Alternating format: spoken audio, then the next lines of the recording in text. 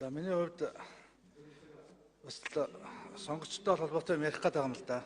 Одоо дахиад загнуулах байх. Гэхдээ одоо өөр арга алгаа. Угаасаа одоо нэгэн л сонгогчд бидний сонгосон.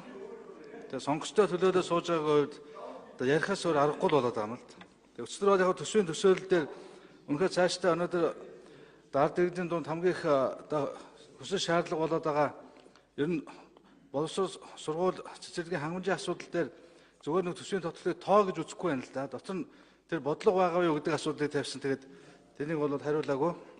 Тэн дээр бол хариулт авмаар санагдаад байгаа. Тэгээд энэтэй холбогдуулаад би зөвхөн төсвийн тодорхойлол дээр юуг ярих гэдэг нь гэхээр нөгөө л нийслэлд нэг одоо сургуулийн нураачихсан олон мянган хүүхдүүдийг сургуульгүй одоо 2-300 молин хүүхдүүдэд явуулж байгаа асуудлуудыг одоо яаж одоо тусгаж байна вэ?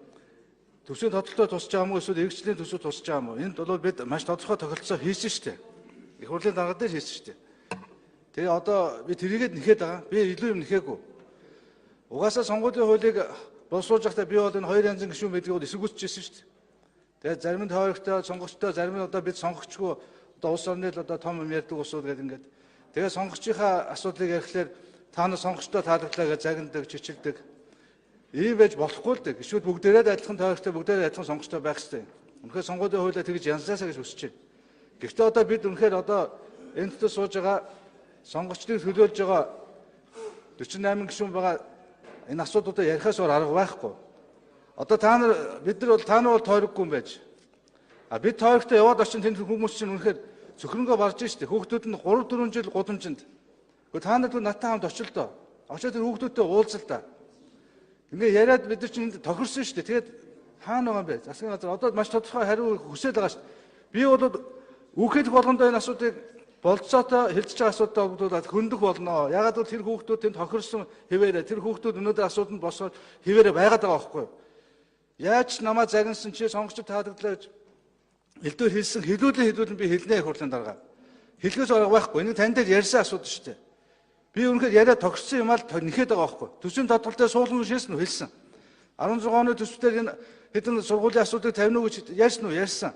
Гэхдээ энийг л нэгч шүү дээ. Энийг ингээд тавиад засгийн газар хэлсэн амдаа хүрчүүл би энд энийг ингэж одоо бухимдаад ярих шаардлагагүй шүү дээ. Үнэхээр зүгээр бодлого том бодлого яриад үнэхээр энэ сургууль боловсрол цэцэрлэгийн хангамжаа яриа сууж иж болж байна. Гэхдээ өнөөдөр би одоо маргааш ингээд эргээд тэр хүүхдүүд дээр очиход бол маш хэцүү байна шүү дээ. Болохгүй шүү дээ. Засгийн газар нэг амлсан бол үнэхээр амандаа хүрээд энийг нэг тэр хүүхдүүдэд нь хэлчих л дээ. Тэгээд дунд нь одоо би нэг худлаа зуушдаг. Одоо 3 жил 3 өөр вариантаар одоо төсвийн санхүүгийн шийдсэн гээд одоо өнөөдөр сургуулгүй. Тэгээд хүүхдүүд нь тэр жоохон хүүхдүүдийг тэр олон километр зөөгөл замдаа дээрэмдүүлээ зодуулаад маш хүнд байдал байгаа ч олон мянган монгол хүүхдүүд өнөөдөр нийслэлийн өдөр нийслэлийн иргэд хохирж байгаа байхгүй юу? Ингээд ярихлаар одоо чи буруу юм ярьлаа гэдэг ингээд байдаг. Энэ буруу биш шүү дээ. Энэ одоо би ийм нэтлөө бид их хурлын гишүүд энд сууж байгаа.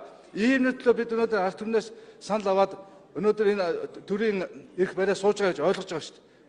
Төрийн эрх барина гэхлээр дандаа нэг том ярьдаг асуудал биш шүү дээ. Энэ чинь үнэхээр амьдралдаа тулж байгаа асуудлаар ярина шүү дээ.